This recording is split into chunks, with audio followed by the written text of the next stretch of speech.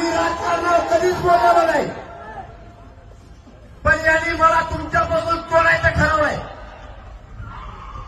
मी गोरगरिबांचं कल्याण करतोय,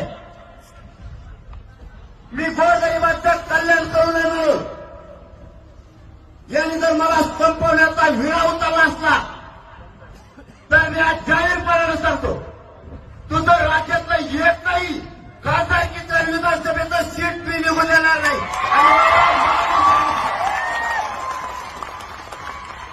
भले मी हे राज्य सोडून जाईल, हे देश सोडून जाईल किंवा माझा जीव संपईल, पण मराठ्यांना ओबीसीतून आरक्षण दिल्याशिवाय तुला सोडणार